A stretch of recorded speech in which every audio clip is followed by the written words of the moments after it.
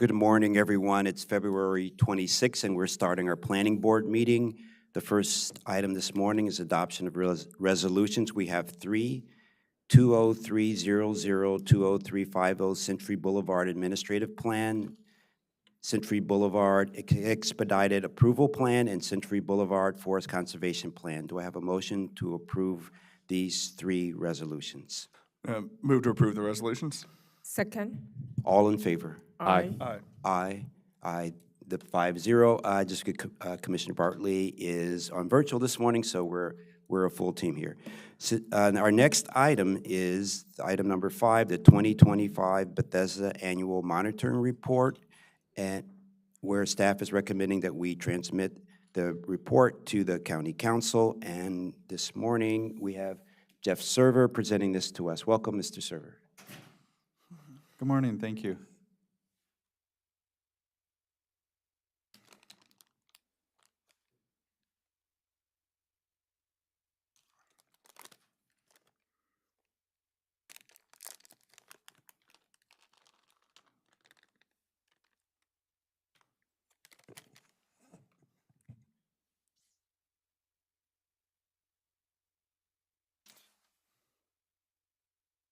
Just give us 1 minute. We're getting the presentation up. There it is. Thank you. The board's efficiency this morning took staff off guard, so we apologize. Yes, you guys were well ahead of me, so thanks for your patience. Okay, good morning, members of the board. For the record, my name's Jeff Server with the West County Division. I'm here today to provide a briefing on the 2025 Bethesda Annual Monitoring Report. As a quick overview, as required by the sector plan, the annual monitoring report focuses on transportation, schools, and parks. And looking at the transportation portion, the monitoring report alternates the information and the analysis based on the year. So even numbered years, it's really looking at roadway network performance, so average vehicle delay, traffic queuing analysis. And then in odd numbered years, it's looking at the NADAMS goals. So this year being 2025, we're looking at the NADAMS goals. So in looking at that, for the non-auto driver mode share portion, the key takeaways are in 2025, it stayed much the same as it was in 2023. So we ended up with an employee percentage of 51.4%, a residential piece of 65.2%, and then blended, that comes out to 54.2%. This falls below the blended NADAMS goal of 55%. And just below that are the 2023 results. And if you compare those rates, they are more or less within a percentile of each other. So there isn't really a substantial change between those. And looking at parks, there's an image to the right showing the location of some of these parks. The Elm Street Urban Park, which is part of the Capitol Crescent Surface Trail. Phase 2 is currently under construction. The Eastern Capitol Crescent Greenway, the land has been acquired, and they're currently planning interim park uses for it. For PLD Lot 25, the redevelopment, it was approved, and this included a dedication of what will become the northern portion of the Eastern Greenway. For park impact payments, there were a total of $1.6 million that were approved. To date, none of that has been received just yet. Turning to schools, in the image to the right, you can see the cluster capacity utilization rates. So the green is showing the actual enrollment for 2024, 2025, and the orange is showing the projected enrollment over 6 years. And looking at this, most of the schools are experiencing a surplus. So there's availability. The elementary school still is maintaining a deficit. These rates are very comparable to last year's rates as well.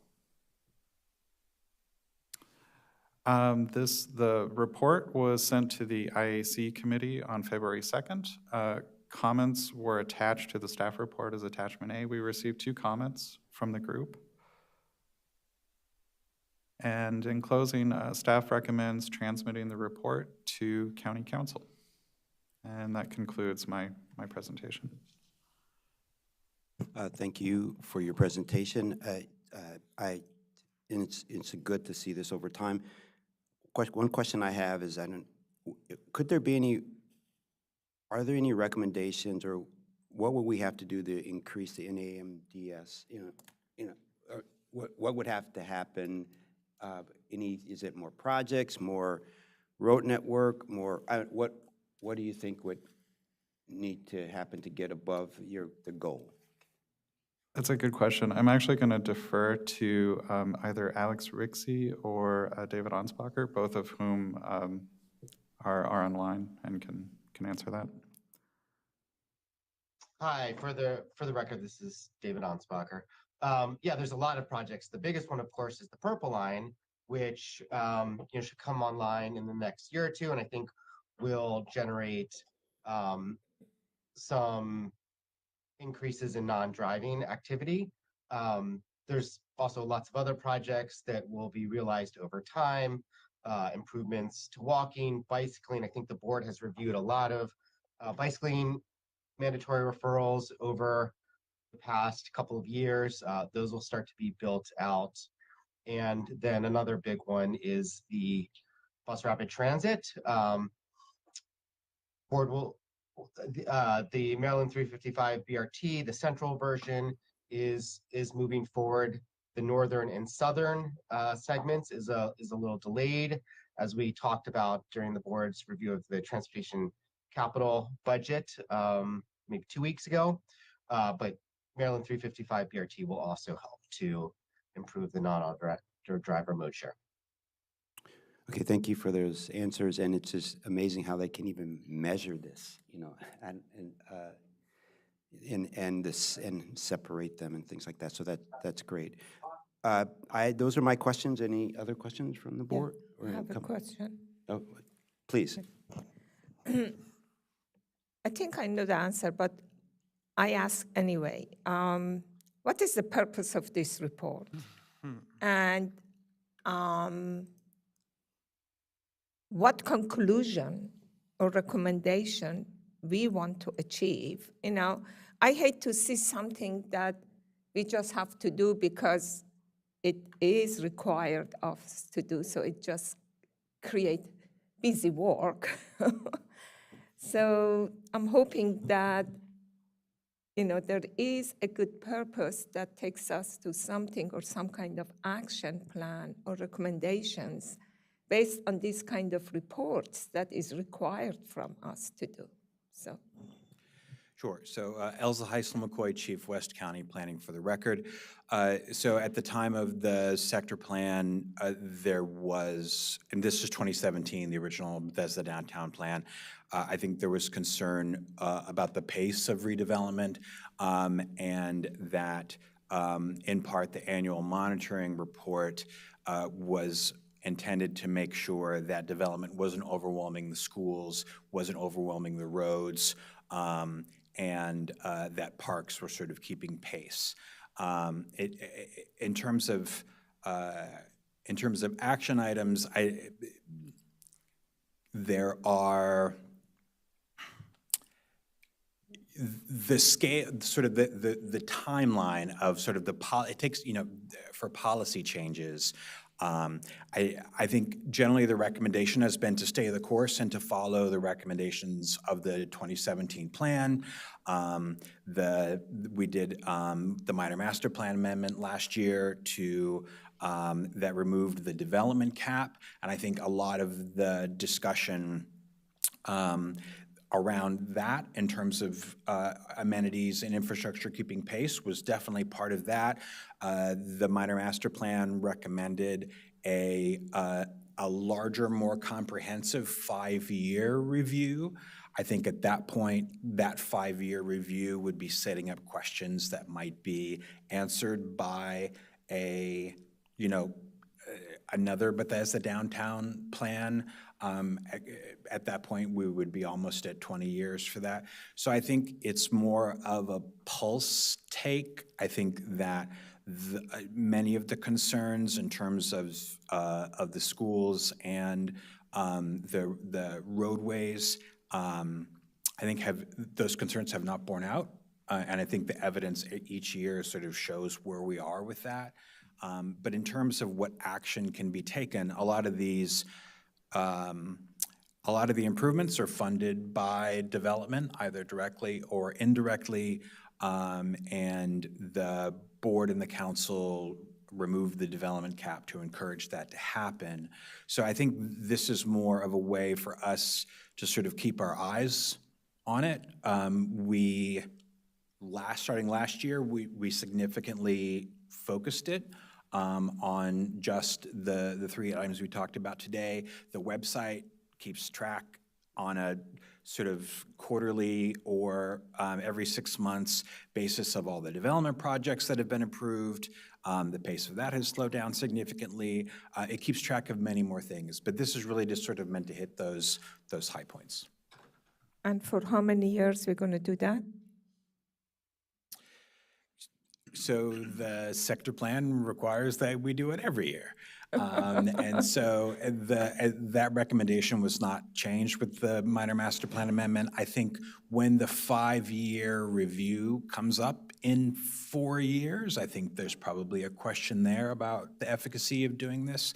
But for now, we will continue to do it. I was just going to add, I mean, we do this with a number of our master plans, and it is helpful for us to get kind of like that check-in without doing a massive, like we do our reality check on master plans that are, decades old to see if they've, what the recommendations have come to, if we've realized those. This gives us an opportunity to do these check-ins on a more regular basis. There may not be in with every one of these reports things that we need to pursue from a policy perspective. It's just an opportunity for us to see. But I do think one of the biggest things that did come out of this effort was the fact that we did that minor master plan amendment that Mr. Heisel-McCoy was talking about, that doing the monitoring report allowed us to see and track and understand and know when it was appropriate for us to do that. So that is a very specific kind of action that came out of the monitoring efforts. So you said that there are other master plans that we do monitoring on a yearly basis, but you don't bring it to planning board. We do. I think we brought recently the White Flint, right? Yeah. Yeah, I mean, we don't do it for every plan. I mean, on our website, we track this information really for probably every master plan, and certainly in the downtown areas, we track development, we track a lot of those things. So that's done on a more or less ongoing basis, but a formal report is not necessarily done for each of the master plans. Okay, thank you. So one last question before we wrap up. I guess, was it the IAC in a comment said something around, even though we projected there's the vacancy in there was more vacancy in the Bethesda cluster, I guess, the enrollment's down, right? And they said, they said, well, because there are a lot of buildings out there, but they haven't leased up, right? So there's, and so I was wondering, is that taken into account when you do your projections, and is taken into account? And one of the reasons the data is because even in your projections, when we approve a building, we calculate how many students and the enrollment, the potential student enrollment from those new buildings won't increase that much, the cluster amount anyway. Can you, if I'm saying the question right, if you understand what I'm trying to say, that would be great. Yes, for the record, Jesus Beck, Adequate Public Facilities Planner in the Design, Placemaking and Policy Division. So to keep it simple, projections are completely within MCPS's authority. We simply use MCPS's projections and analyze that compared to the capacity at each school. So MCPS, I guess that's a question to ask MCPS, but we do know the development pipeline is incorporated into their projections as well. They use the development pipeline that we produce, and then they use student generation rates that are different from the official student generation rates that we use for development review. They do it by cluster level student generation rates, so it should be more nuanced to this region specifically. Okay, thank you so much. Well, seeing no other questions or comments, thank you so much for keeping us informed, and we look forward to the next update in 27, right? Yeah, yeah, which will focus on the other pieces, right, that this didn't focus on, right? So thank you so much, and we're going to take just a 2-minute. Vote to trans. Oh, okay, I'm sorry. Yeah, do I have a motion to approve sending this Bethesda Annual Monitoring Report to the County Council? Yeah, I want to move to transmit this to the county council. Second. All in favor? Aye. Aye. Aye. The ayes have it, 5-0. Thank you. We're going to take a 2-minute break and start with our next item, the Retail Market Study Progress Briefing, where staff will give the board a briefing. Thank you.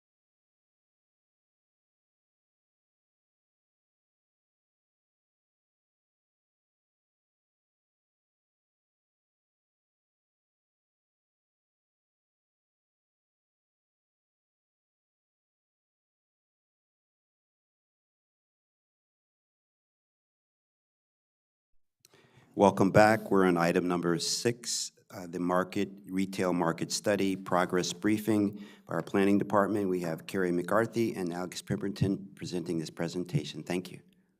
Good morning, Board and Chair Harris. Alex Pemberton, for the record, Real Estate Research Planner with the Research and Strategic Projects Division. I have Carrie McCarthy, Division Chief, here as well.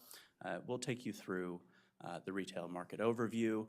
Just start with an overview of some key retail terms, concepts that you need to know to sort of level set the conversation.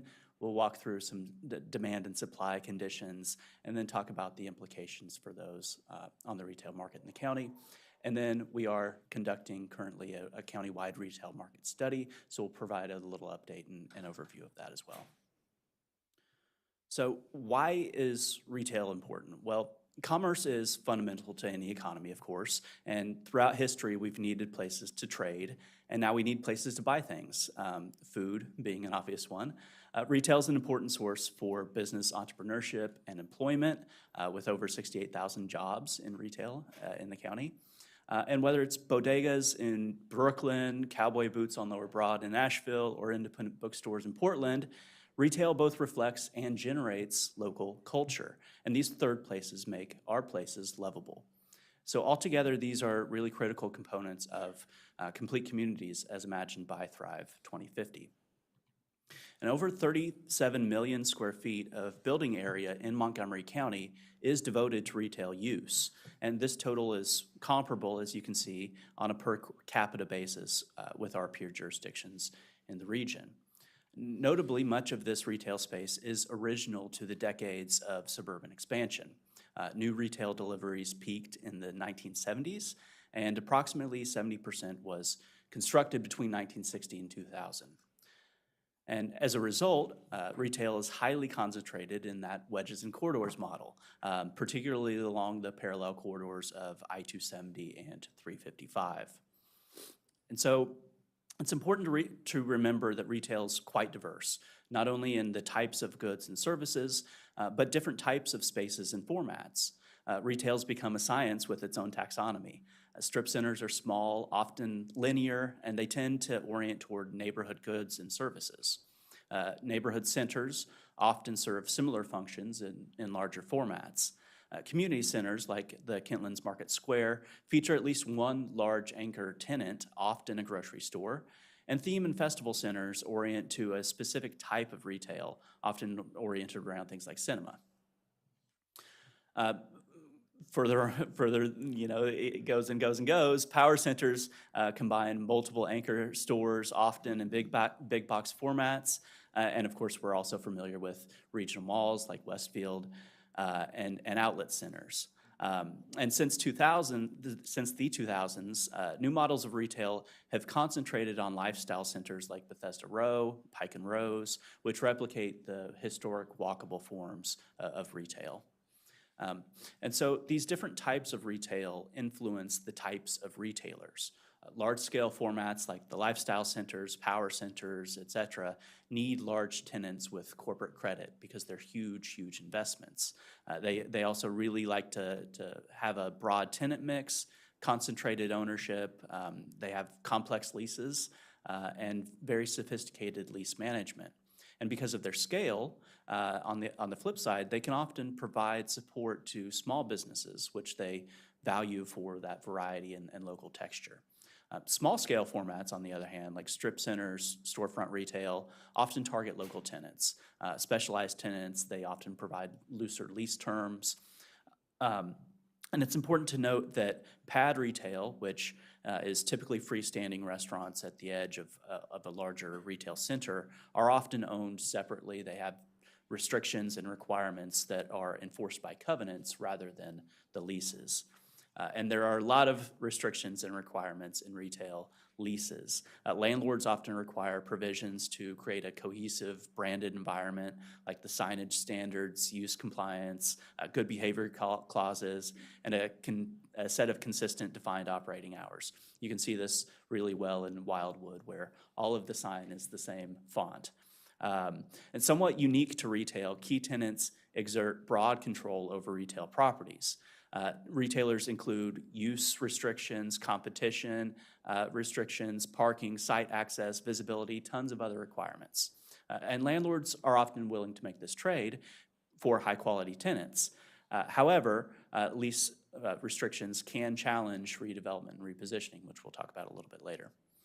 But credit tenants overall provide stability. Again, these are big investments and can negotiate advantageous lease terms. High-traffic anchor tenants, such as supermarkets, are often loss leaders, frankly, with low rent and established strong corporate entities, often leased for 20 years or more. So retailers, on the flip side, impose their own requirements, both in their leases and in their site selection criteria. Most common in leases are use restrictions, such as no other coffee shop or bakery or whatever the type of use it is within the same development, as well as requirements for parking, minimum numbers, free versus paid, structured versus surface, and more. Corporate retail site selection requirements, in addition to demographics, employment, growth metrics, often focus on co-tenancy and radius restrictions, which vary by retailer type. For instance, clothing stores will often want to cluster with other clothing stores.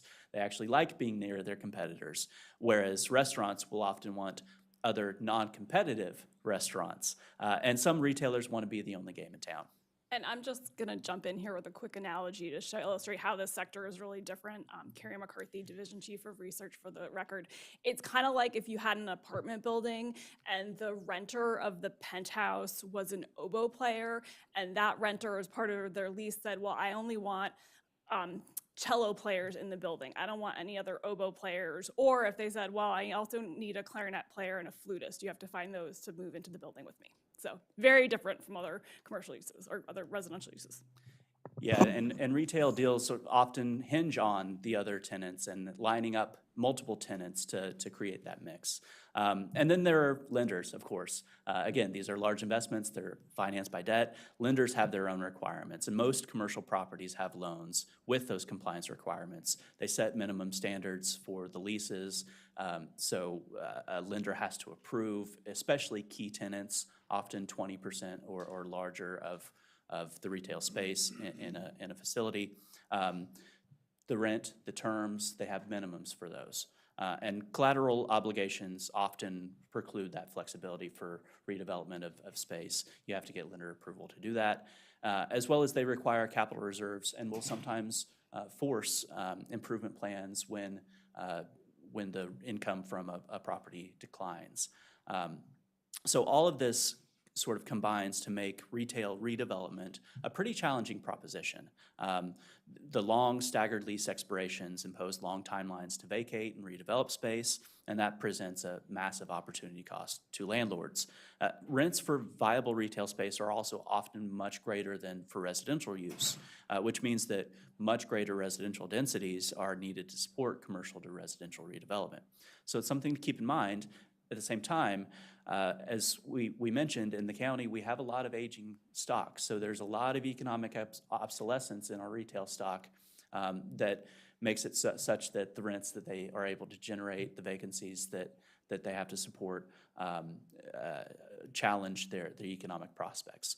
And uniquely to retail, these are often large, lower density sites, a lot of surface parking, so and typically under single ownership. So it's much easier than for other types of real estate to assemble a site and have it ready to go. And with that, I'll hand it over to Carrie to talk about market conditions. Can we ask some questions here, or do you like to wait regarding what he said? Why don't you We ask can do now? it now, yeah. Is that okay? Yeah. A couple of questions. Could you explain a little bit more about, the pad rentals that are covenant versus lease? And the second question is that I hear that the anchor tenants or key tenants, they pay, like if you have a Giant or you have another supermarket, they pay much less rent than the smaller retail businesses. And the sad thing is that we see a lot of retail business going out of business, and I believe, especially in the places that are high rent, that they go. So I understand that we need those key tenants to be there, but I don't know if that's really work to, for other smaller business that they have to take a higher share of the rent. So I don't know how that one works. I'm not suggesting anything. I'm just trying to understand that how we can help the smaller businesses in that regard. It just looking at it, I understand that we need those anchors, but at the same time, is it fair? So that's the question. Sure. So to start with the pad retail versus inline or other types of retail. So typically these pad retailers are, like I said, often restaurants and often like your fast casual or quick serve types of restaurants. So these have their own really unique business model where they're triple net investments. So often it's a smaller investment that a wealthy person, individual, or an operating company will try to pursue individually from a retail center. And so they want to own that site because they generate the money from the lease. It's backed by a corporate partner, Dunkin' Donuts or whomever. Okay, so they are not part of the shopping center or retail mall. They're within those boundaries of the shopping center, but their business model, they want to own the land. Oh, they want to okay. own the building. And so they'll often do that separately, not always, but often separately. But the developer of the center still wants to have that cohesiveness, that control, and so they'll do the same sort of things that they would do in a lease, except in the deed for the property. And so to your second question about small businesses versus large anchors, obviously the anchors are what draws people to the site, and that brings people to visit those small retailers. It's important to note, and we didn't get into it here, but retail rent often is a quite small proportion of the overall operating expenses of a retail business. It depends a lot on the type of business. Groceries are very low margin and they pay a low share of rent versus their volume. But typically you won't usually see more than 7 to 10% of a retailer's operating expenses going toward, or of their volume going toward rent. So it's a relatively low portion. However, it's always a challenge to mix local retailers within, especially as you mentioned, high rent and very attractive retail spaces. I will note that landlords really like to have local tenants and local businesses because they provide that authenticity and that character that you just can't get if you have only chains. And so what you'll see oftentimes is, especially the larger retail firms have sort of small business support staff where they actually will identify viable, like really sharp business people, really sharp products, and go and guide them through the steps of here's how you apply for permits, here's how you negotiate with contractors, and they'll guide them through that to sort of provide a retailer success program. So that's something that you see in larger areas, but it is unfortunately just not something that you can do on smaller formats.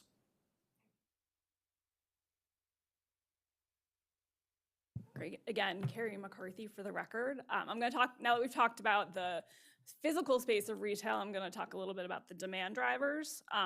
And working in economic forecasting right now is particularly challenging given all of the flux in the economy with tariffs, all the changes happening at the federal level. There's lags in the data. So we do our best, but it's hard to forecast from chaos. But generally, we're seeing the national market softening, but the DC suburbs have been staying above average. A lot of that is driven by that we are a very wealthy market to begin with, and we've remained very wealthy. A data point I keep in mind in thinking about the economic conditions in our area is the distribution of income and how we really have that dumbbell distribution where we have a lot of very, very wealthy people, and then we have a lot of lower income people. And it's really reflected in what you see on the ground, particularly in retail, where you see a lot of very high-end retail, and then you see a lot of very low-end retail and less in the middle. Retail clusters near mixed-use residential centers, particularly with COVID and the work from home trends, neighborhood retail and grocery anchored retail started doing really, really well. Vacancy rates have remained stable, largely due to the fact that the inventory hasn't grown very much the past few years. There's a high demand for smaller retail spaces, quick service restaurants, increase in takeout, et cetera. And it's important to keep in mind, despite all this uncertainty, retail is a resilient sector. It has always bounced back. Next slide. This is national data showing consumer sentiment based on one of the gold standard surveys from the University of Michigan. The survey asks a representative sample questions about how people feel about business conditions, their personal financial situations, their outlook on employment, and whether it's a good time to make major purchases. Basically, it gets a sense of how people feel about the economy. You know, particularly in the retail sector, how people feel affects how much they spend. And so in looking this kind of graph, or really any line graph, I always look for two things. One is the direction of the trend, the slope of the curve. Is it going up? Is it going down? And second is the distance between the peaks and valleys. And consumer sentiment in the United States has been telling kind of an interesting story. Between 2015 and 2020, it was pretty stable. Not surprising, 2020 with the pandemic, it really declined significantly. And since 2022, you know, there's been some rebounds, but it's heading back down. But particularly in that 2022 period to today, you know, there's just a lot of volatility. The gaps between the mountains and the valleys is more significant. Next slide. But through this all, consumers are cautiously still spending. This shows national data on consumer spending adjusted for inflation from the Federal Reserve Bank of St. Louis. And again, you see a major dip in 2020 with the pandemic, but then we've really bounced back. This data is a couple months old, but I had sort of checked, and you know, it stayed pretty consistent the past few months, even with all that's happened at the federal government and tariffs, et cetera. So people are still holding on. Next slide. Similarly, e-commerce is still gaining market share. This is, again, we see that dramatic increase in 2020 and then a decline, and we're sort of back on trend to where we would have been if we hadn't had that blip. We were maybe still slightly ahead. So again, it's a growing sector of the economy, but it hadn't, the slope we saw in 2020 didn't continue. It went back down. So people do still like to shop in person. Or at least return things in person. So when you say e-commerce, you're talking about online shopping? Yes. Mm-hmm. And also, when you say consumer sentiment, that includes both online and retail? Yeah, it's sort of how they feel generally. So when you talk in general about retail, that doesn't include online, or does it? Stores, I thought that retail is actual brick store. Yeah. Or am I wrong? Well, retail as an industry, it does include online if we're talking at a high level nationally. You know, from the studies we're doing for Montgomery County, there's not good local data on online spending. And so our local data is more focused on brick and mortar spending. But it's important to note also that e-commerce does affect how retail operates. So we're seeing a lot of blended e-commerce and brick and mortar, where people will, you know, order something online, go to the store to try it on, or go to the store for returns, or what have you. And that's really changing the shape of physical retail as well, which is something that we're looking into. Yeah, but I think that when we're talking about online, at least in my online, is that they don't have any brick and mortar. But I understand some, you know, like big stores and grocery stores, they do both. But there are smaller businesses. They either are, you know, although that they have a brick store, they may do some online also, but there are many of online that they don't have brick. And I'm always wondering that how much of people expenditure is just versus online than going to brick and retail shop, because I think that is something that I'm concerned, and I feel really sad when I see a lot of stores that are closing.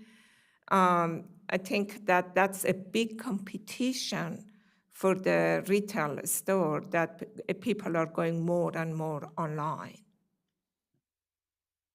That's a great point. And well, two things. One, actually with online commerce, there is a trend of businesses starting online, but then realizing they need a physical location, either for customer experience. A good example is Warby Parker. And also there's a company called FrameBridge that does framing that started as you could send in your pictures, but now they also open stores. So there is a trend. The other good news, so this is an introductory presentation. We have these consultants working on the study. So any question we can't answer today, we'll be back in a few months and we'll have our consultants answer them. So getting into the components of retail spending, there's 3 components analysts look at. Spending from residents, people who live here, spending from workers, people who spend money during the day, going out to lunch, going to CVS, et cetera, and visitors. And visitors include both day trippers, people who come to a place for a day, and then overnight visitors. This table on select categories of resident spending shows that on average, each household in Montgomery County, this is local data based on estimates, will spend about $37,000 in 2025. This translates into $13 billion in local retail spending. Most of the spending is on food and beverage, followed by entertainment and recreation. Childcare is included in this table since it eats up a lot of household disposable income, and it also can be a user of retail space. We got a couple folks who are very familiar with that on the planning board. Interestingly, education and reading has declined since 2020, but projections from 2030 show it increasing, though not yet back to 2020 figures. And we don't know if that's, people are shifting to digital, if it's being counted differently. Overall, this still says, from a national perspective, we remain a desirable location for retailers. And to the question earlier about e-commerce, we don't know from this data how much is spent in Montgomery County at a physical location or shopping online. This is spending by Montgomery County residents.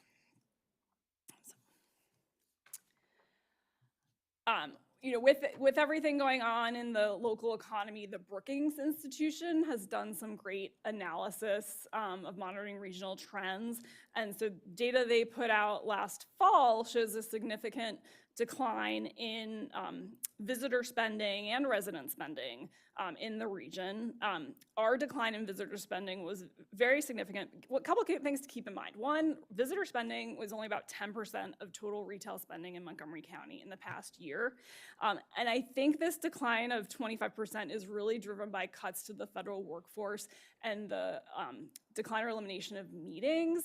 Places like NIH and FDA, one of their key businesses is doing a lot of convenings of scientists, other conferences, business meetings. So my educated opinion is that's likely the driver of decline, not tourists coming to Montgomery County. Would this potentially also include commuters, say, going to downtown Bethesda and getting lunch during the day, but they don't live in Montgomery? Would this include like that group of people? That's employee spending, which isn't reflected in I don't know about the visitor. What do you think? Yeah, about that? we'd have to look into that a little bit more. Okay. Yeah.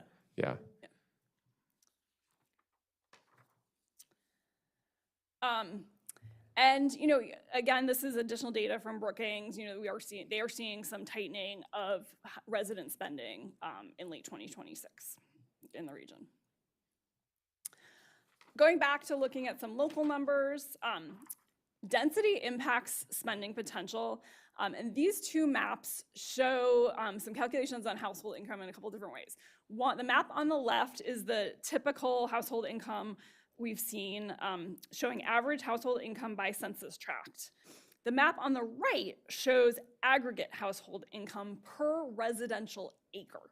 And particularly when you're trying to attract retailers, sometimes they just look at the map on the left and don't fully realize in what are lower income areas of the county, there's much higher population density. And so there's a market, there's people, they have less money individually, but there's a lot of funding available at an aggregate level.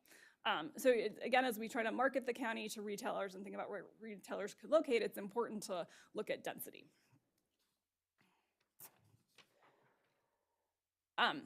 This data shows for submarkets food spending potential based on index numbers.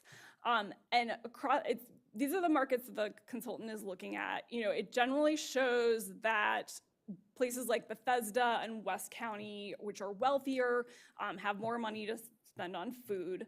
But then the line, and that's the bars, is the total spending.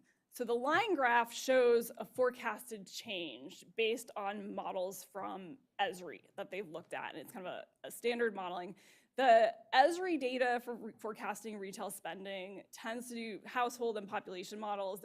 The models are less detailed than information we have about pipeline and future development.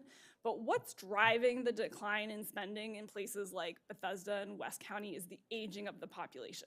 Particularly in Bethesda, it's counterintuitive based on what we know, what we've planned for the area, the development we've seen. So some of that's like not reflected in these models. But in terms of national retailers looking to locate, this is the kind of data they look at. So they may see this now and be like, you know, Bethesda's wealthy today, but it's aging, like maybe not a good place for us to open a store. But we know, well, we're planning all this development and all this public investment, like we need to keep marketing these areas so that national retailers who tend to look at these high-level models don't miss out on local opportunities. What do you mean aging? They eat.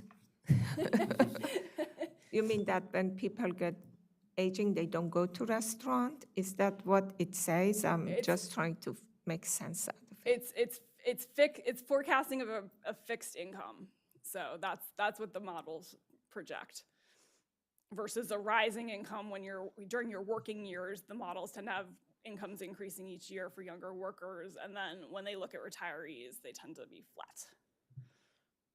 Even though we, as going back to the theme of wealth, we have a lot of wealthy retirees in the county too. But again, this goes back to speak of why local marketing is important for both neighborhoods and the county to kind of counter some of what national models that people are trying to decide whether to locate a store in Montgomery County or Raleigh, North Carolina might be looking at. This graph shows the distribution of retail establishments and employments. As Alex mentioned at the beginning, retail employs over 68,000 workers, and there's about 3,400 establishments. Restaurant and bars comprise over 40% of establishments. Other types of retail have much lower employment density. For example, furniture stores comprise only over 6% of establishment, but less than 4% of employees. And then this slide breaks out the distribution of retail business by employment size. And it shows most retail businesses are small businesses, but not shown on the slide is that most retail employment is still concentrated in a few businesses, namely grocery stores. So if we kind of cut them by business size, places like Giant routinely show up on lists of the top 10 largest employers in the county. Across all industries, particularly since the pandemic, we've seen an increase in what's the first column in this graph, 0 employee establishments. And so these are businesses that, maybe people started something from their house during the pandemic. If you are the owner of the business, you're not counted as the employer, as an employee, so that's why that shows up as 0. But again, it shows the dynamicism of the retail economy and the sort of different ways it's represented and different opportunities. For, just curiosity question, for something like a family-run business, which are employing family members or something, retail restaurant, something of that nature, are they counted as employees in that? They're coming into those numbers? Yeah, they are. Okay, great. Thank you. But some of it also, this is administrative data that it's Department of Labor data that they submit to the state. So I think it probably depends if you think your 14-year-old who's working behind the counter is an employee or not. Right. Yeah, there's some slippage probably in the actual, but I was curious about that. But yeah, I mean, the numbers are very interesting, but you're still seeing the concentration in higher number of employees is where the most people are for, I'm just very quickly, I'm just curious, could you give us a few examples of like what some of the much larger businesses on this distribution might be, like 250 or more? I don't know if that's knowable for the purpose of this discussion. I'm just kind of curious.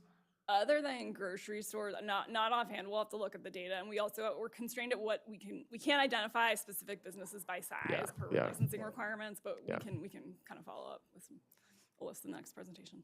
Not super important. I was just curious.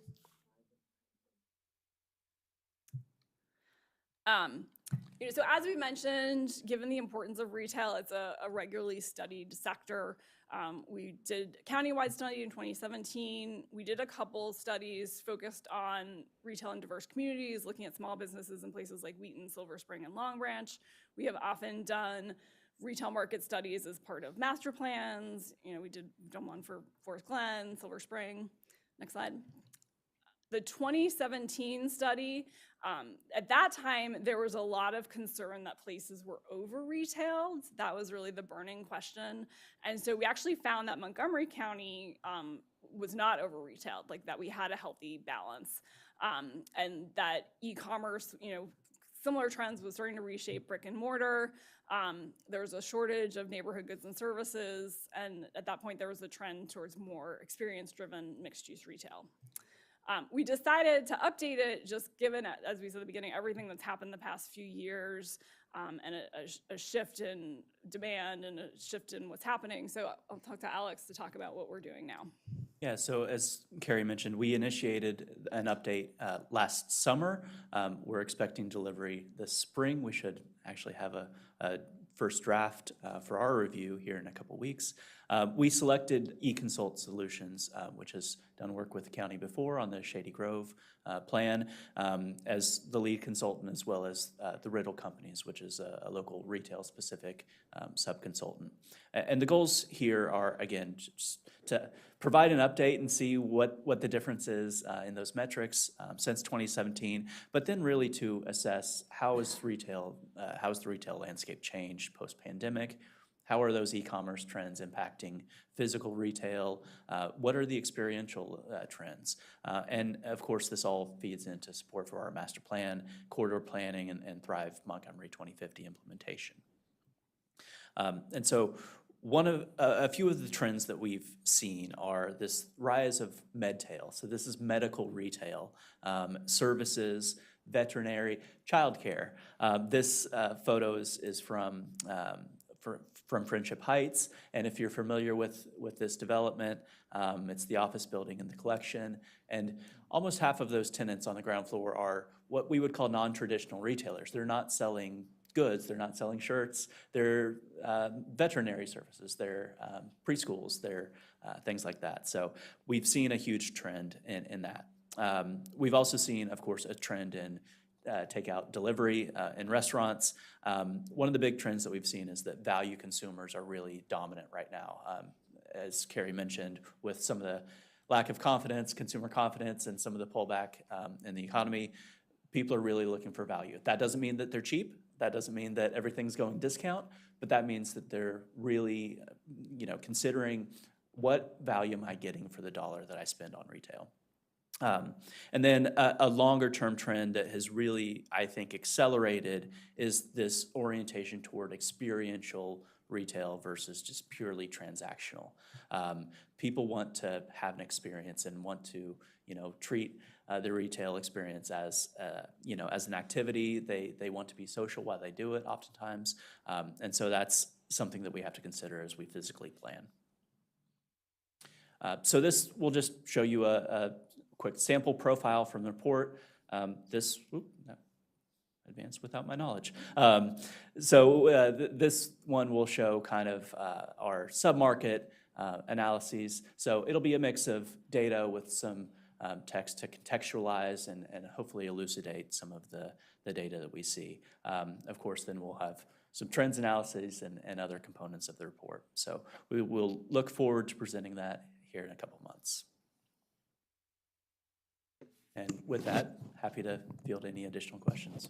Thank you. This is great to have presented to us the learning, starting out with the 101 of retail and then what's going on in our community, and then you're going to come back with more data from what you're finding. So this is, I appreciate that. I have some questions, but but I want to see if my fellow board members have any questions or comments.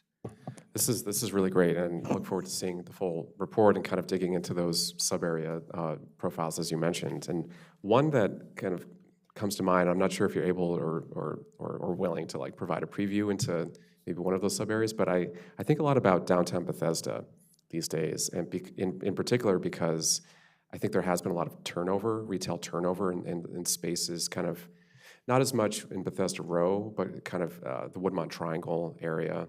And that turnover continues. And given some of the things that you talked about where, we really need to focus on, of course, residential density as opposed to kind of the distribution of income kind of by geography. It's more just kind of like in the aggregate, where's that income located?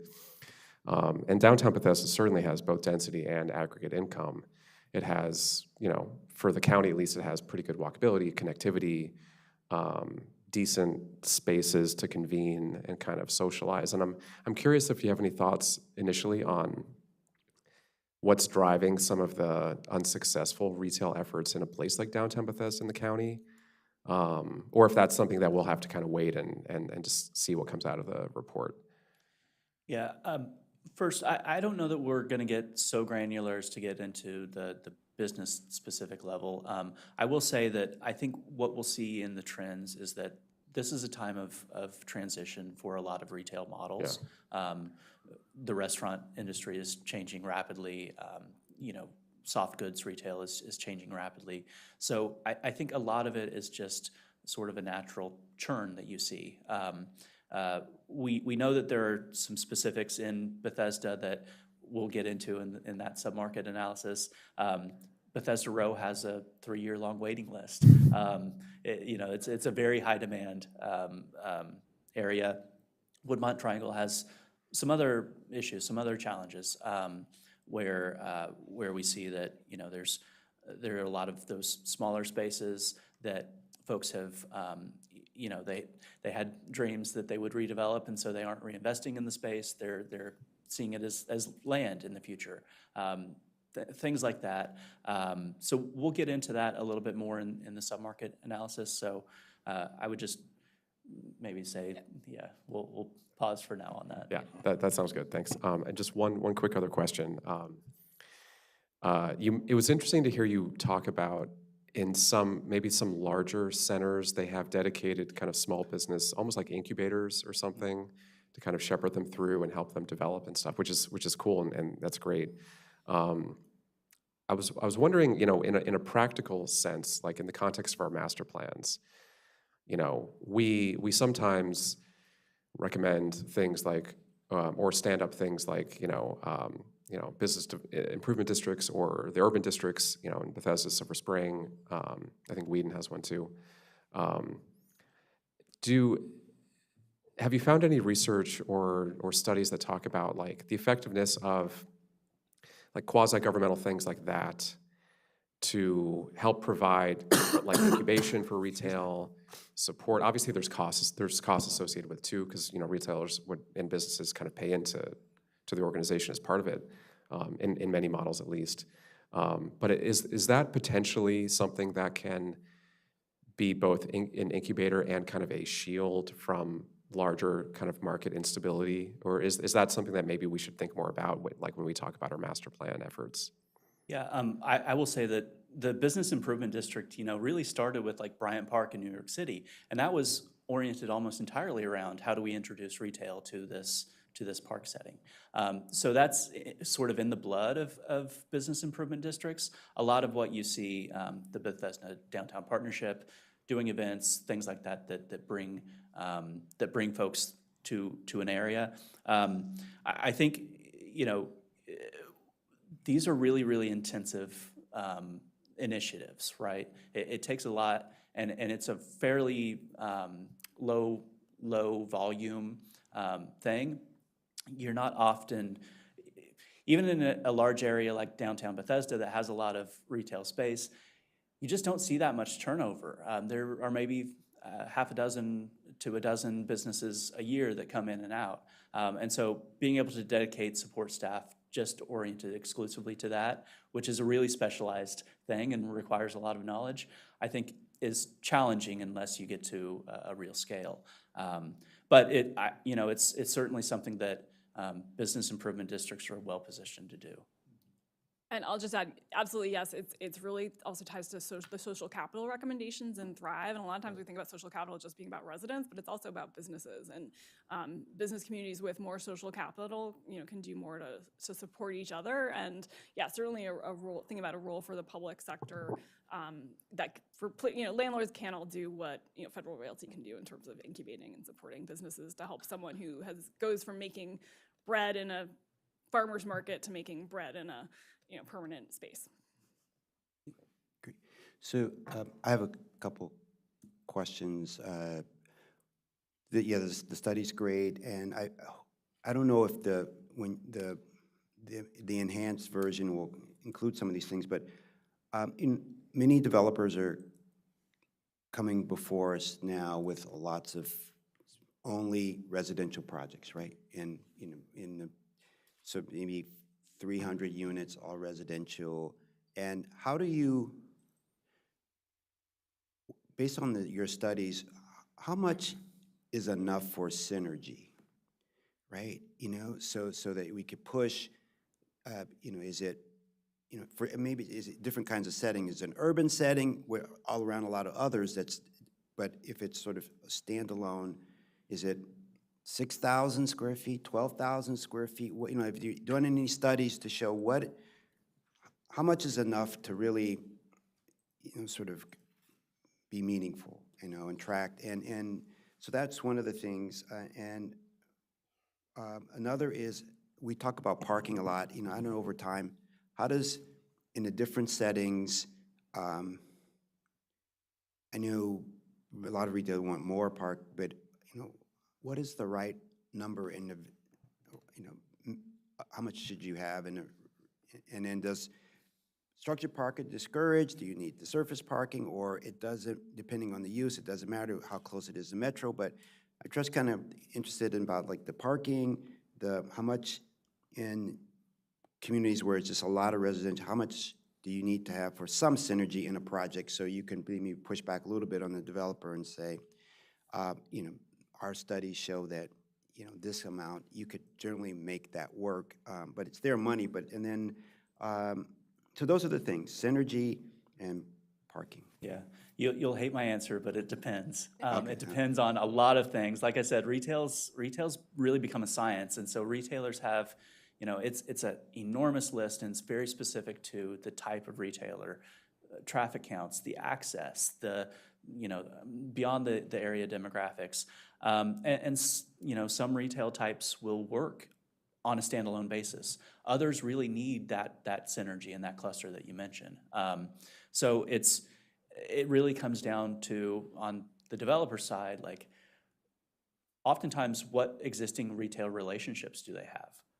And do they have a retailer that they know that they think can work for a space in their facility? If they don't, oftentimes they will say retail's too complicated here, or it's just too narrow of a window. And so I think oftentimes that's what we see, is just that it's a little bit outside of that box where retail will work.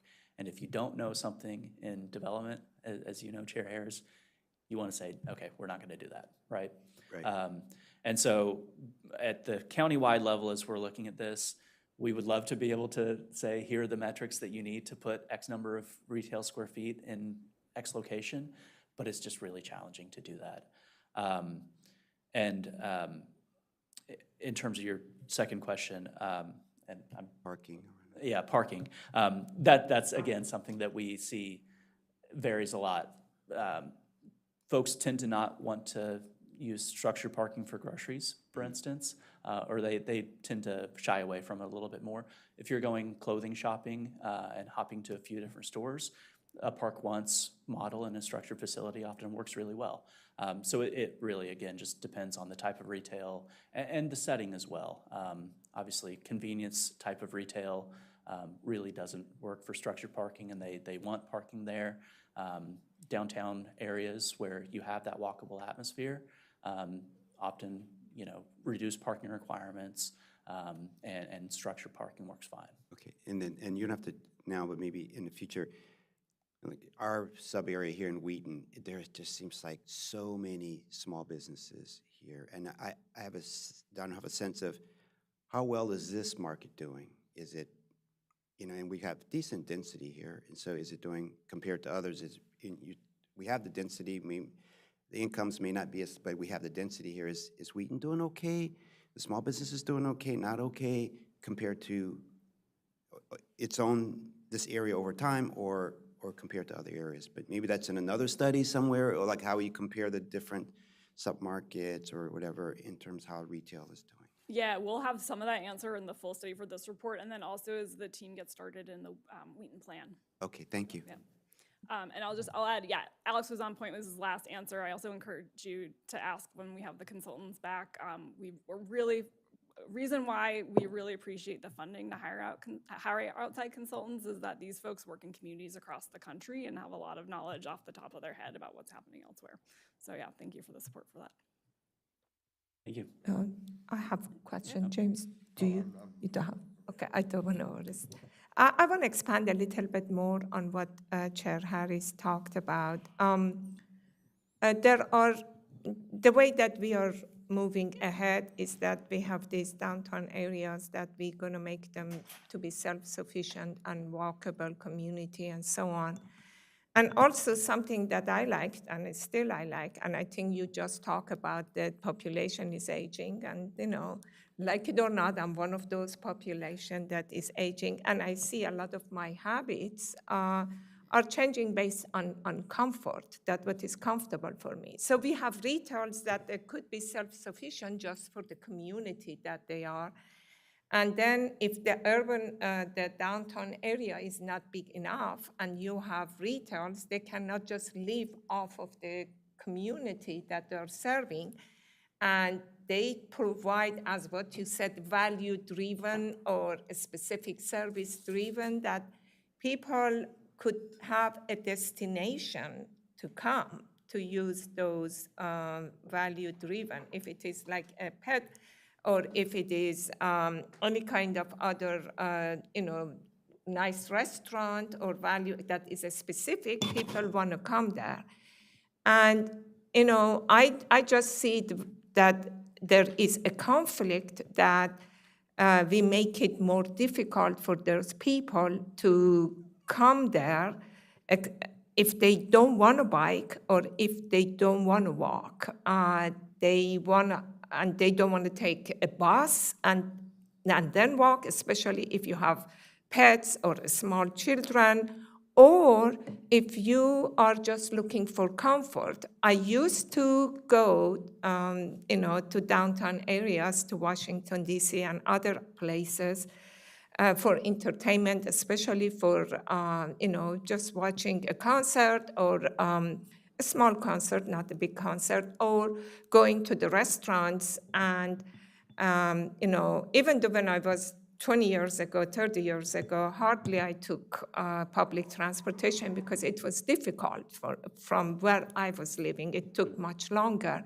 But now it's almost impossible because it costs a lot and you get stuck to go there. So I'm not going there anymore. So I think that we are losing a lot of the consumers that they want comfort and they want entertainment. When for aging population, they want to get out of their houses and do something different. Sometimes they want to get out of their neighborhood and go to somewhere, especially if their neighborhood is small, to go to somewhere that is conveniently located. So I think there is an issue, in my opinion, here that we need to make sure that we bridge those those goals. I totally support the goal of walkable and safer in downtown areas, but at the same time, it has to be a balance for other people that they have a different mode or they are diverse. Montgomery County is very diverse. So we need to think about those diversities and see how we can blend both of these together. And I see, as Chair talked about, we are honing on a couple of things, and we are not thinking about those balance between all the different needs of people and the diverse community that we have. So I think it is important when we look at this study in future, we look at it not only local. I saw you have it. You had those 3 local and the 3 things that you had in your pie chart, to look exactly how we could serve all of those communities that we have.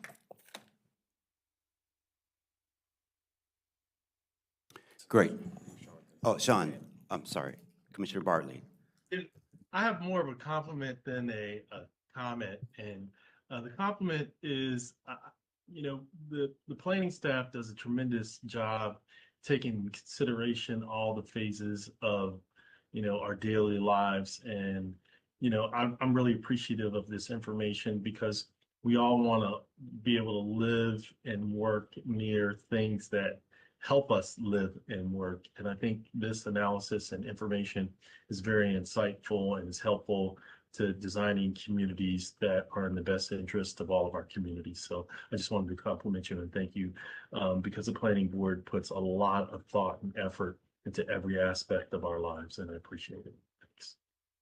Thanks. Thank you, Commissioner, and thank you to all my other commissioners for your comments, and thank you, Mr. Pemberton and Ms. McCarthy, for your presentation. So we're going to take a 3-minute break and come back and start with item number 7, legislative update. Thank you.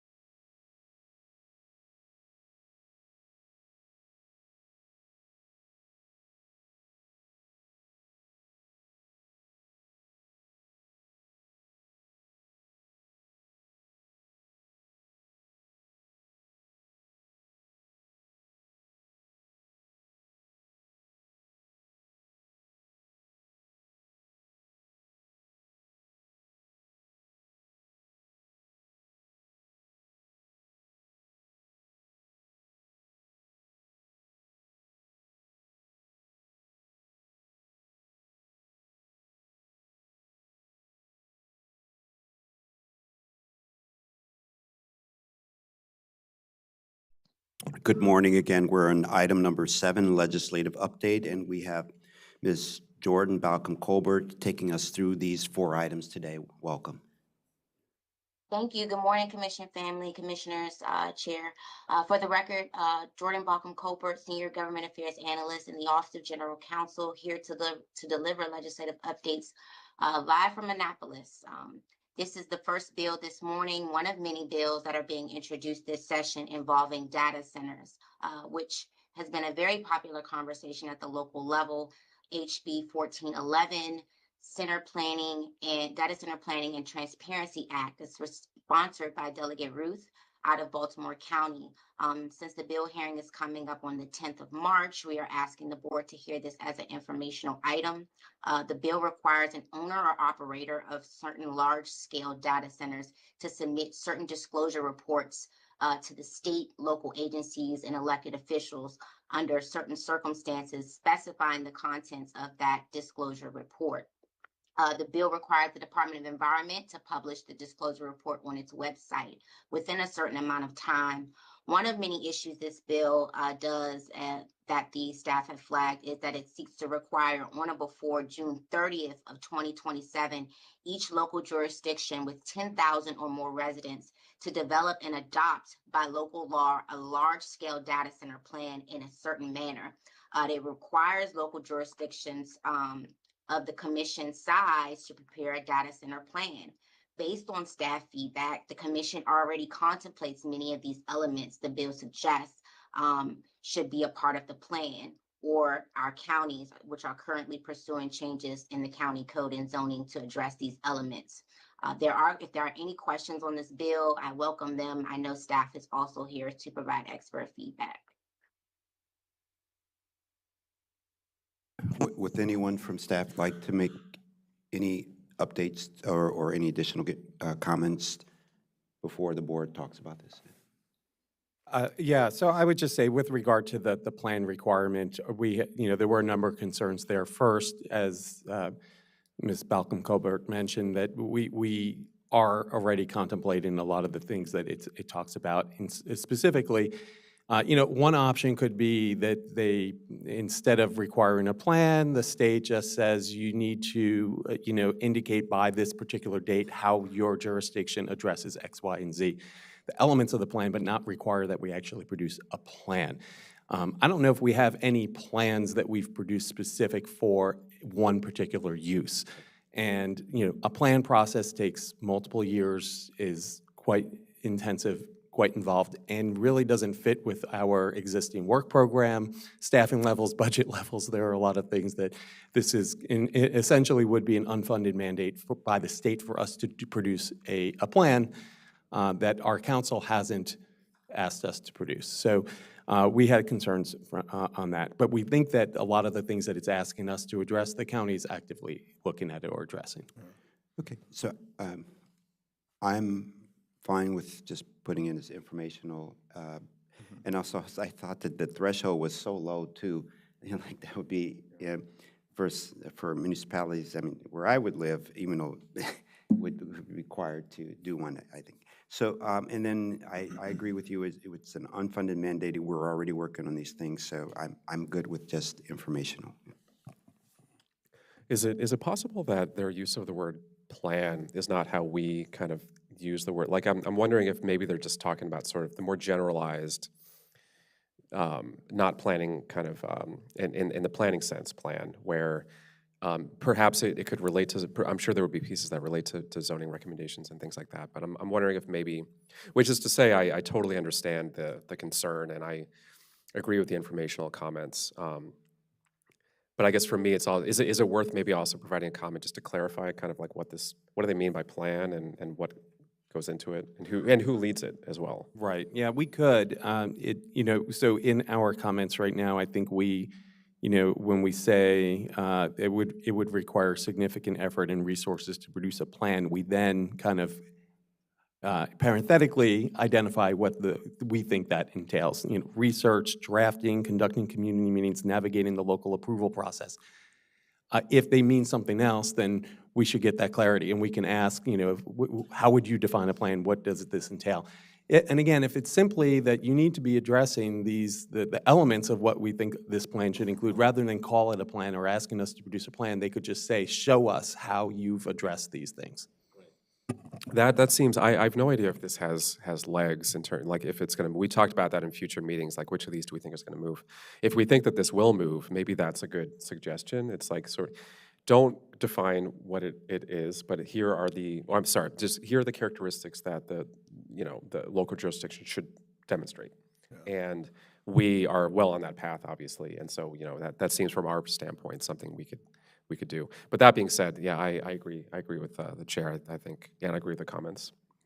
I agree with the comments, but I'm just wondering why we don't say oppose, because we don't think it works. It's unfunded mandate. We don't, we don't think this works for us. Why don't we say we oppose it rather than we say informational?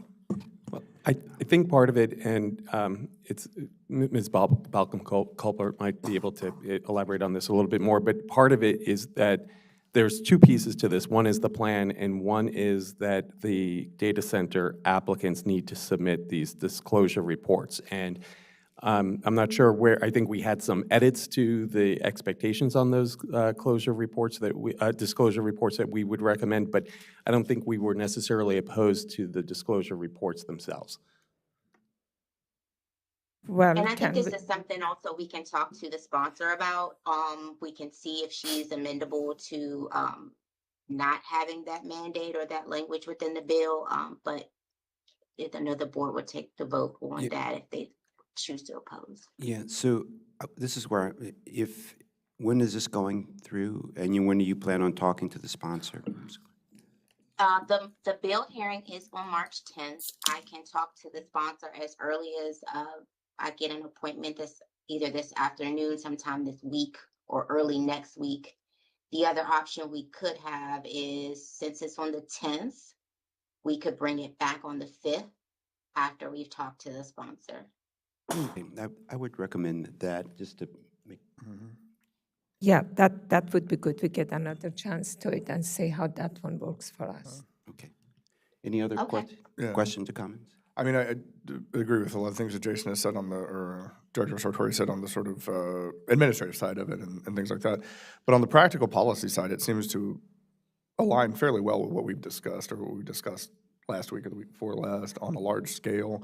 And large scale data centers, and it's got some definitions, and it's got the necessary inclusions for what would be considered. Like I said, I think it is actually unclear if they mean like a plan, like we mean a plan, or if they mean plan in the colloquial type of sense. But I think from a practical policy level, it's not a terrible way to address it with the disclosure and sort of the list of things that would need to be addressed in whatever the jurisdiction would decide. I think the 10,000 is a little low, but that's the concern for somebody else. Not us right here. But on the policy level, does 20 megawatts is the minimum size for a large scale data center that is cumulative, and it includes mixed, multiple usage. Is that roughly what we've been looking at when we've been talking about the local ZTA, or is this a discussion that's a little more detailed than we need right now? I don't know if we've had a discussion around that with the With the specifics on what we're talking, we're talking about, yeah. we're talking about when we just had the discussion on the ZTA previously, where we discussed like the data centers that we know and identified in Montgomery County are small scale in building things, not the 20 megawatt type of. We didn't discuss even within the context of the ZTA, the specific that sort of energy distinction. usage. Yeah. That would probably be a next step for that Z, defining, but it was good to hear that they came out with something. So that was a data point we can. Well, that's it. Does that align more or less with what we're considering when we say a large scale data center, or is that something that's, 20 megawatts is 10 times the size of our solar, like the one solar thing that we've approved at this point. We're never getting to a point in which they're not going to be consuming energy if they're large scale at that point if we don't approve more solar. So I just looking at questions of scale and how does this how does it connect with what we're thinking on a Montgomery County level is the only other questions that I had. Thanks. And I think that's something we will be thinking about if that ZTA, as it moves forward. Yeah. Okay. So Ms. Balcom Colbert, I think we will submit it, you should submit his information on, and we'll come back, and then we'll make a final decision on it. Okay. Okay, so I can hold it, right, until we meet with her and bring it back next week, or you want me to just go ahead and move forward with informational? Yeah, hold it, well, what is best when you talk with her? I just, it doesn't, Yes, no worries. So I'm gonna hold it because we have a little time, get a meeting with her, and then bring it back next week to see if anything's changed, that's and then great, we'll go from there. right. Okay. Okie dokie. Next bill, as you may recall, last week, we presented HB 1296, Safe School Route Reports. To give you a little refresher, that bill requires that most developers of projects with 5 or more residential dwelling units to prepare and submit a safe school routes report as part of their preliminary subdivision or site plan. The report must document existing pedestrian and bicycles infrastructure, identify proposed safe route to public schools within the applicable attendance boundary, assess gaps, hazards along the identified routes, and describe measures to address those gaps and hazards. Our task last week from the board was to try to meet with the bill sponsor, and we did meet with Delegate Terrasa out of Howard County. This was a team effort with Prince George's and Montgomery County planners. And based on that productive meeting, the staff recommendation now is for the board to support this bill with amendments. I know staff is here to present expert feedback on that as well.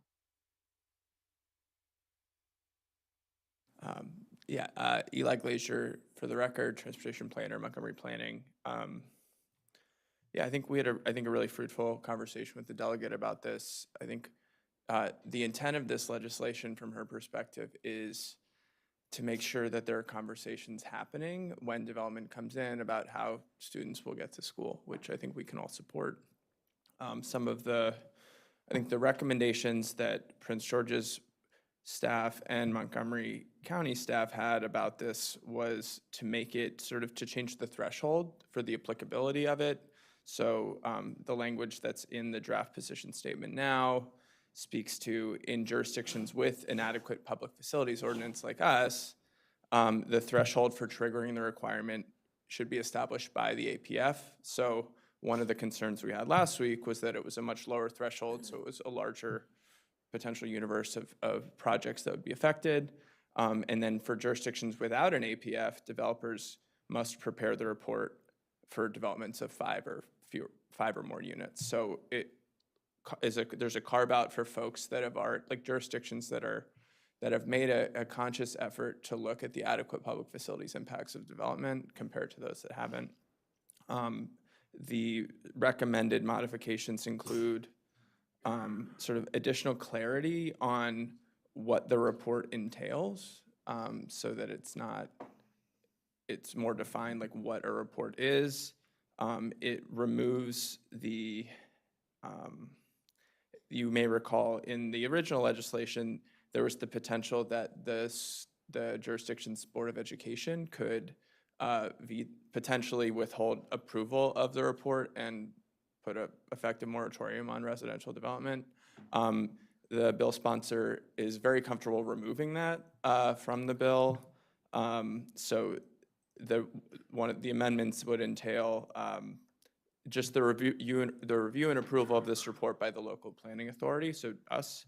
And then the other elements of the bill, specifically the requirements that applicants construct the improvements identified in the report, would be removed. So it's largely, if this were to pass as staff envisions the amendments going, in Montgomery County, there would be an additional analysis requirement when you trigger the local area transportation review. That would, if you are a development located within the walk zone of an elementary school, which is up to 1 mile away, a middle school, which is 1.5 miles, or a high school, which is 2 miles, you would have to create a report alongside the local area transportation review to identify how students that your project would generate would get to school.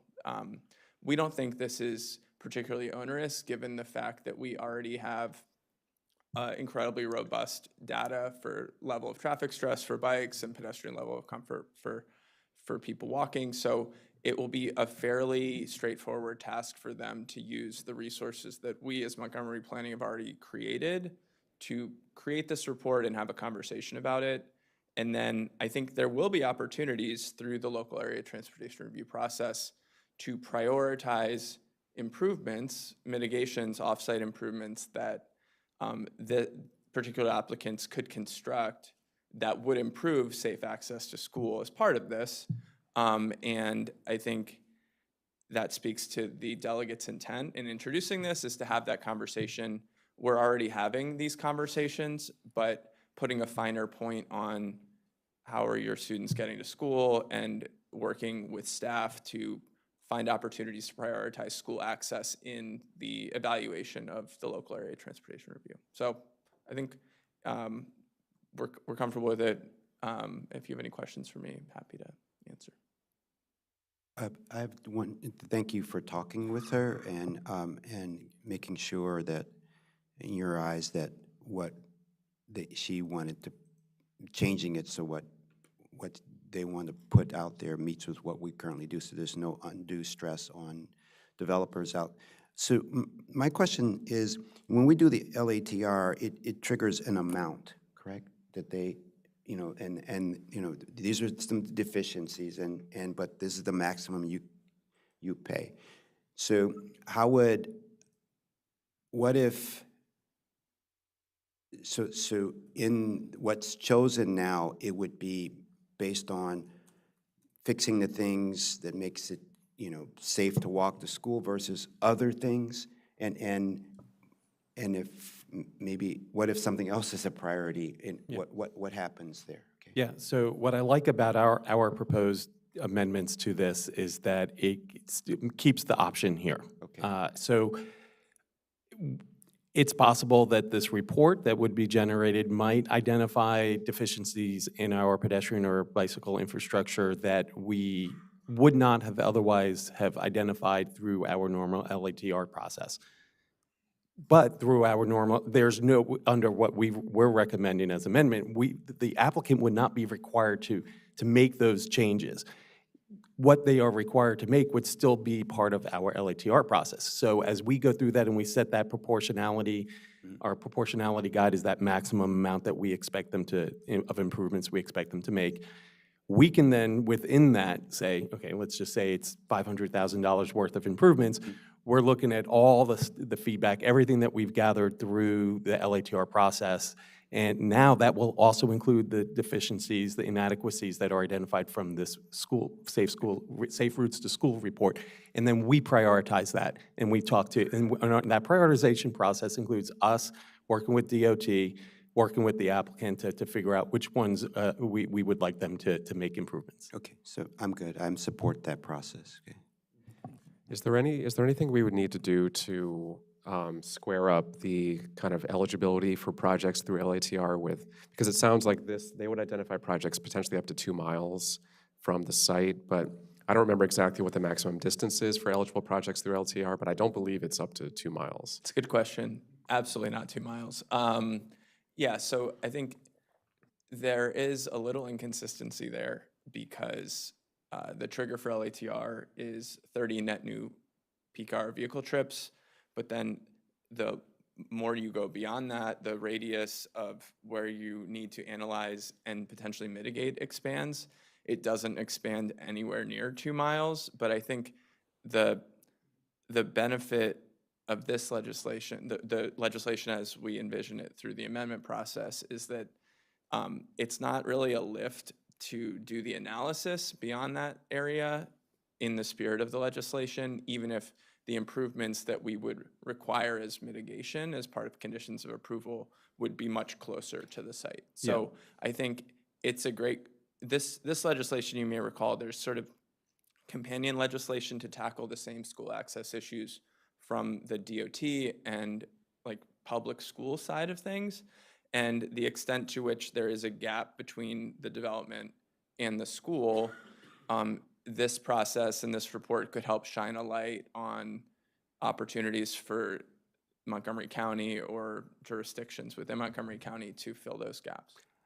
I would just add one piece of clarity too, is that it wouldn't require the applicant to do a 2-mile radius from their site. It would basically be, when we've talked about 2 miles, MCPS establishes the walk zones for each individual school, and it's based on a number of factors, including the roads that are nearby. So typically for an elementary school, I think it might be a half-mile radius, but if there's a major state highway in that, the areas on the other side of the state highway would actually be part of the busing. It wouldn't be part of the walk zone. So middle school, it's larger. I think it might be a mile. In high school, it's 2 miles. I could be wrong with those, but they've established those. So that's where we've said for some of these, a development might be within that 2-mile walk area for a high school. So they wouldn't have to then do a 2-mile radius for LATR, or even for this, they would just need to figure out how students from their site would walk to the high school that happens to be 2 miles away. I'm glad that the other elements, it sounds like the bill sponsor is willing to remove the things that you mentioned, which is good. We, as you mentioned, like we have the benefit in this county of having the great data and the great processes in place and things that developers are already kind of used to. Like as you mentioned, this does kind of seem to cleanly plug in more or less. But it's not our job to think about other counties and jurisdictions, but I do wonder if this is more impactful and burdensome on those that don't have like the benefit of all the things that planning staff has done over the years. So it still does make me hesitate. I still don't, I think, fully understand why there shouldn't be a public responsibility to identify gaps and deficiencies in walkability from X location to the school. I don't really see a compelling reason why what we're asking a developer to do to identify deficiencies shouldn't just be something DOTs do as a matter of course. And so I'm comfortable with the things that are removed, and I understand kind of the utility of at least identifying some things that perhaps we could then share with MCDOT, but there's still that gap in action. It's like it provides, as you mentioned, it's okay, it sort of surfaces the conversation a little bit and provides more information. But if it's beyond the LATR distance threshold and within the 2 miles, that could vary by site, but then it just becomes like, okay, well, this is a thing that we noticed and here you go. And who kind of picks up the mantle and runs with that? And, we could say like, oh, we'll hand it to MCDOT. But, from a process and community engagement standpoint, I think that just creates another kind of layer of confusion where like we're requiring developers to evaluate this and surface the need, and then it just gets buried in a black box within kind of DOT bureaucracy or county city bureaucracy, and we kind of don't understand where it plugs into the project pipeline or the CIP, and it just, I guess my concern is both kind of the, again, we're asking private developers to do something that the public should just do, and I think it's a little confusing for residents who may want to track these things and are interested in safe routes to school, obviously. But I don't have an objection to the amendments. I think that the amendments are good, and so I thanks to staff for getting those. This bill just continues to kind of be a little bit of a it's more of a kind of, I guess, kind of theoretical challenge where, like, who is responsible for this? And I don't think that we should make this, I don't think we should kind of double down on this approach. Okay, so, just my quick question, so if this would feel better to you if somehow something was done with the deficiency that the developer may not, have to fix or something. Like the data's out there, but some of it is the data's there, and maybe in a subsequent whatever, depending on how this goes. I don't know how it goes down the road. It shows something that comes up that repeatedly, that there are these gaps there, and that maybe I'm just throwing it out there. Then there's a subsequent something that takes on the responsibility of fixing it, or some funding is for that at some, I'm just trying to. Yeah. I mean, if there was some way to kind of, I think this cuts both ways. I think there's benefits and downsides to this, to what I'm about to say, but if there was some way to sort of formally kind of, like, this is studied as part of this, and then it sort of automatically goes to the responsible local agency from a planning and project kind of capital standpoint to kind of plug into an existing process to be eligible for funding. But there's obviously, that's not perfect either for a variety of reasons. But that would at least, I think, solve this gap issue. It's like they study it, but they're not responsible for fixing it, and then it just becomes kind of lost in the wash. Yeah, I think the Commissioner Linden's point, oh, Yeah, no, yeah. okay. To Commissioner Linden's point, I mean, making this a private concern in a patchwork manner versus a public concern where we're feeding the information into, our overarching approach to safe routes to school and to pedestrian safety. I mean, we've talked before about the sidewalks and how the sidewalks are complaint-driven, right, or were at one point being complaint-driven. If something like this was integrated with the sidewalk system, so it's no longer complaint-driven, but it's actually identified gaps within the walking, within the pedestrian safety, around schools, I think there are ways to do this in a public manner that are more consistent with an overarching approach. But that's, something we can do. I mean, for what this is, I think it's more or less fine. But I kind of see where you're coming from on the theoretical approach of, we're never going to fill all these gaps if we're just waiting for someone that happens to develop something close enough to a school that they can finally build a sidewalk. Like, I think we really do need to think about how the approach that we're taking and whether or not the information is getting into the system such that we're actually building a system that allows someone to go from, Commissioner Pettaway and I were just saying, 2 miles and walk it and not feel like they have to cross, dangerous areas or step off the sidewalk because it never gets cleared when there's, 8 inches of snowcrete on top of it or something like that. We have issues. I don't think this really is addressing part of the fundamental issue that we're going for what it is. I think it's fine, and I really do appreciate the edits and updates that were made. But this isn't going to fill the gaps in the system and make it safe to walk to school. It's going to be a system in which we go, yep, that thing is still not there. And that's where we are. Okay. When we had Commissioner Bartley, and we wrap this up, okay? Thanks. I'd like to second some of the comments that Commissioner said, Commissioner Linden. I think Montgomery County does an outstanding job with this type of planning, and I don't see how this legislation really helps us. I think it might be another bureaucratic obstacle to the great work that Montgomery County has. And sometimes I think the state looks at deficiencies of other counties and thinks up legislation for other counties to adhere to when Montgomery County is already ahead of the curve. And I'd hate for new legislation to get in the way of the efficient work that the planning staff and the Department of Transportation already do. So I don't know how this legislation benefits the great work that our county already does. And looking at our county, and its independence of forethought, planning with all the great educated people we have, I hate to see legislation that takes away the local autonomy that Montgomery County has successfully deployed throughout the years. That's my only comment. Okay. I think our county does a good job. Let me say, when you can. Sure. Is there anything, you suggested language that we could add as to address Commissioner Linden's comment? Well, Okay. so I would just note a couple of things. First, just in kind of response or reaction to some of the comments. This, I think, with the amendments that we've proposed, really does help us maintain our autonomy here in terms of what projects, what improvements need to get made, what the threshold is that requires an applicant to do this. I do think, I do want to highlight, yes, we've done some outstanding work, and we are really fortunate here to have the resources that we have. Just as a reminder, I think you all saw the pedestrian master plan that came through when it came through the board.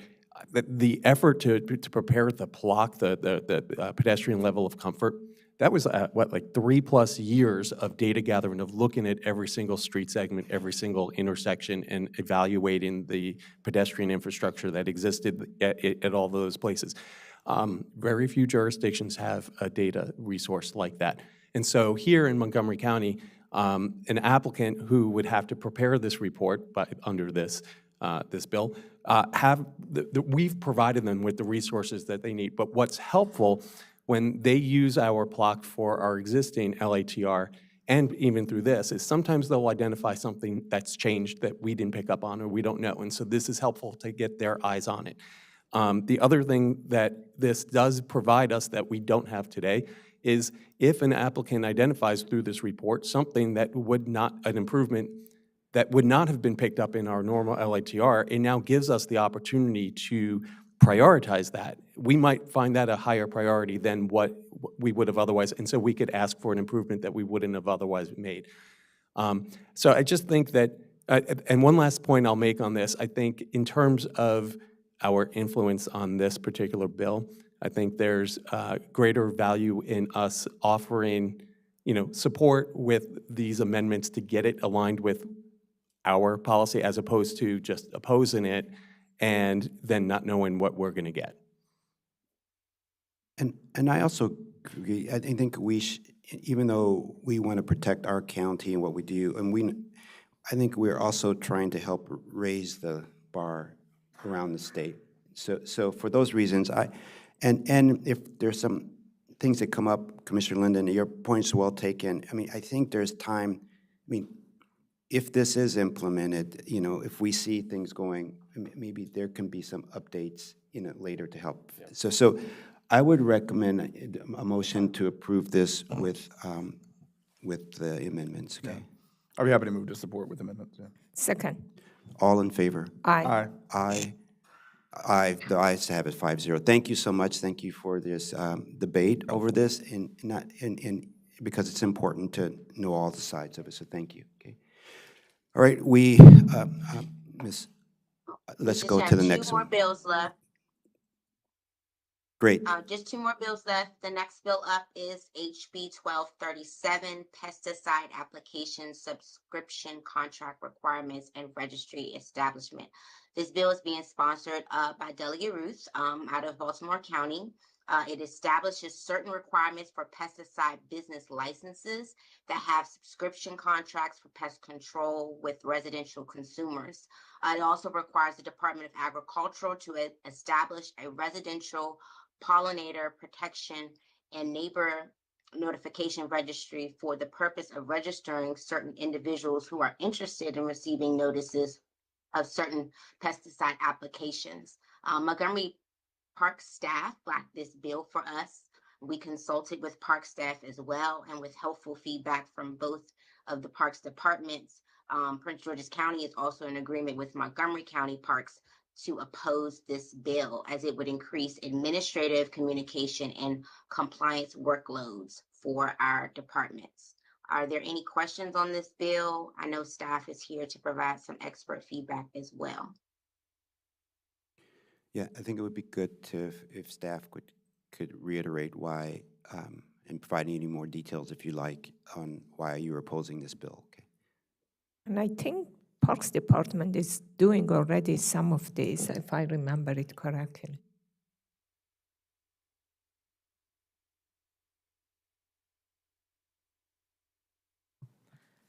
Good morning. I'm Holly Thomas, Division Chief of the Horticulture, Forestry, and Environmental Education Division, for the record. Good morning. For the record, Bill Hamilton, Supervisor of Natural Resources Stewardship Section for Montgomery Parks. So a couple things. We are already doing a lot of the things, as Commissioner Pettaway mentioned, the signage that's required 48 hours after pesticide applications. We are putting up signs for all of our pesticide applications in parks, even though that is not required by Maryland Department of Agriculture or Montgomery County bill. So we are also using the web to notify of all pesticide applications 48 hours in advance. So members of the public can go to the web and take a look to see the date that we're proposing to apply, the product, the reason, the park location, you know, specifically in the park where we want to apply. Yeah, I'd just like to note that non-native invasive plants are a significant problem on parkland. I'm sure it's no surprise to this board. We're far behind the curve in terms of where we would like to be in terms of our stewardship of non-native invasive plants. And I'd say that the citizens we serve probably feel more strongly than that. We're concerned that there's a possibility that this will significantly impact our work program. We've done a lot in the past 5 to 6 years to create a more robust work program for actual on-the-ground management. This would require that we divert our attention from management to more administrative functions. And I'll also add for horticulture, forestry, and environmental education, we're using pesticides when needed on our landscape plantings to control weeds or insect and disease problems. Same with mature trees and landscape plantings to ensure they're sustainable in our landscape. In the northern and southern park management areas, we're also using pesticides to ensure that our athletic fields are safe for play, and that we're protecting that economic asset that we have there. So there could be insects that could destroy an entire athletic field, and we use pesticides to address those. And one more thing, Maryland Department of Agriculture already has a pesticide-sensitive list that residents of Montgomery County or any county in Maryland can get on that list, and then we get the list, all the applicators. Certified applicators in our department would get that list and know who to contact. In the past, there's been one person on that list, and currently there are no people on that list. So that is more health-related. Moving with this bill, this would be if someone has a pollinator garden or a wildlife area. We don't have the specific definition of any of those items, so we're not sure, does that mean a couple of native plants on their property? Other concerns are that it addresses adjacent or contiguous property, so we're very concerned about what that means for Montgomery parks. As you know, over 37,000 acres, over 400 parks. That could mean large neighborhoods, you know, that are adjacent or contiguous to our tracts of land. And then, as Bill mentioned, the amount of staff time to actually go out, knock on doors, and have the discussion about what we're applying and where and when could be a lengthy conversation with the residents of Montgomery County. Okay. Great. So one quick question. If you, the times that you would do on ball fields or whatever fields they are, that you post beforehand that you're going to do that, and then there's a period after which you have to wait before they can use the field? How does that go? Just So Montgomery County law requires us to pre-notify on-site for athletic fields, turf applications, and any application that is within 25 feet of a water body. So that would be posted in advance, and then staff, when they're there doing the application, the amenity is typically closed. And usually with the types of pesticides they're using, the staff are on site until the pesticide dries, and at that point, it's okay for pets and people to come onto the site. okay, great. I have no more questions. I'm in support of, but I'll have the other commissioners give their comments, and if they have any questions. I agree with being opposed. I have no comments. Same, yeah. I agree no. with being opposed also. Thank you. Yeah. That's fine. Do we have to vote? Oh, we need to make a motion. Yeah. Move to support staff recommendation to oppose. Second. All in favor? Aye. Aye. Aye. The ayes have it. Thank you so much. Thank you. On our last one, Ms. Balcom-Colbert. Yep. Our last bill to discuss is HB 1560, the Forest Conservation Incentives Pilot Program and Fund. which we intend to submit an informational statement for now. For the past 2 sessions, I believe there has been at least one forest conservation bill. And this year, this one is being sponsored by Delegate Blair out of Anne Arundel County. Delegate Blair was also a staffer at DNR, so I'm not surprised by this bill.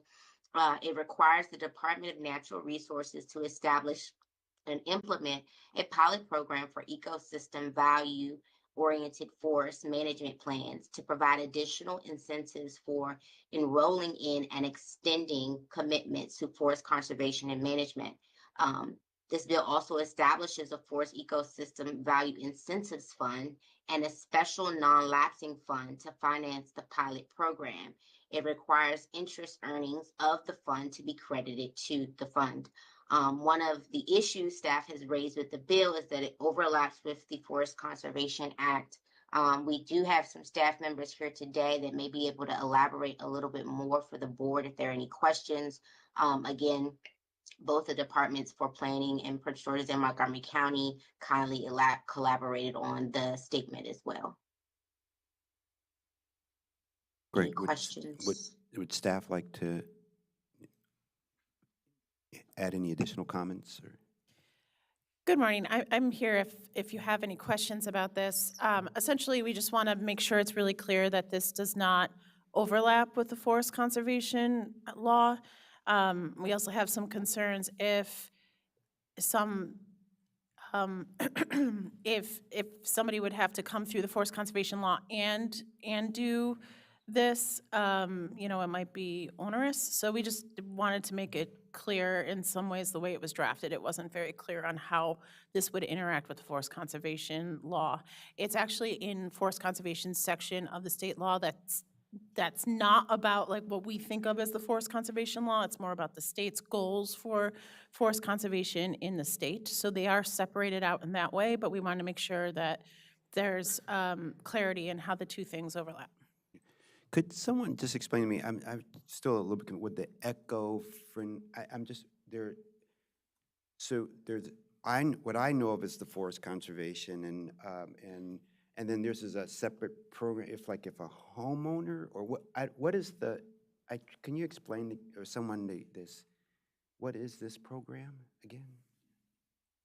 I could attempt to explain, and I don't know if Jordan knows more, but essentially I think what they're trying to do is incentivize property owners to conserve forest, and so that this fund would essentially pay them to do so. But some of the questions that came up is it looks like they only need to conserve it for 20 years. It doesn't look like it necessarily goes into an easement that would conserve it in perpetuity. And so the question is this really a good use of funds if we're going to pay them for it, but then after 20 years, it doesn't need to stay forest. So it's like in addition to the forest conservation law and what that conserves, that's the goal. This, I don't know, Artie may appreciate this. This sounds a lot like affordable housing programs. So congratulations, you get it for 15 years, and then after that, it's nothing. But it really strikes me as that. But yeah, this is the one that I was concerned with. Like, we have a much stronger and more detailed, I would say, like a much more comprehensive forest conservation program within Montgomery County that does permanently and in perpetuity, protect stream valleys and forests and things like that. So I think I was concerned as well. This is like a bank. So they say that, you put like the bank that we have, so that could interfere with the same goal that we may have. So basically it says that these individual properties, they could put this in reservation, and then if a developer needs it, they could, pay to the fund, and they could use this as their mitigation or conservation. So that's something we would not want to happen. We Yes. wouldn't want them to be able to double dip in that way. Exactly. Right. That's what I said, that we have to be very clear that it does impact our program in a negative way, and that's what we don't want. Okay, all good. Seeing no other comments or questions, so the recommendation is for information. Yes. Okay. Yeah. No, Which one? Oppose or, Well, are we opposing or information? I thought we were opposing. Informational. I have informational from right now based on staff's feedback, but if you're looking to oppose, um, well, just let me know. Prince George's is also with information only, correct, or no? Yes, and again, like in the same posture as the earlier bills, we do have some time looking at it. The bill hearing is on the 11th. So we could have a conversation with Delegate Blair. Like I say, he's a DNR staffer previously, so he may be amendable to some things. So that is another option for us to just try to get a meeting with him Yeah. So, before we oppose. I yeah, mean, well, what, yeah, that's, okay, great.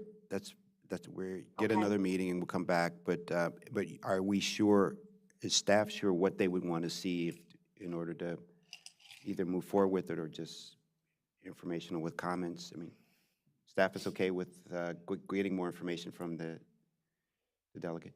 I think a meeting would be really useful, and then we could talk through. I'm sure that some of this is just unintended consequences, and so we just want to make sure that it's clear. Okay, great. We'll go with Okey-dokey. information, go with, have the meeting before and bring it back. Thank you. No problem. Thank you all for your time. See Yep. you next week. Yeah, thank you for, going through this. I know it's a lot of work there, all these bills coming up and your detail, working with the various staffs to understand them. So thank you for your hard work. No problem. Have a good evening, afternoon. Bye-bye. Okay, great. So we're going to, our next item is item number 8, a closed session.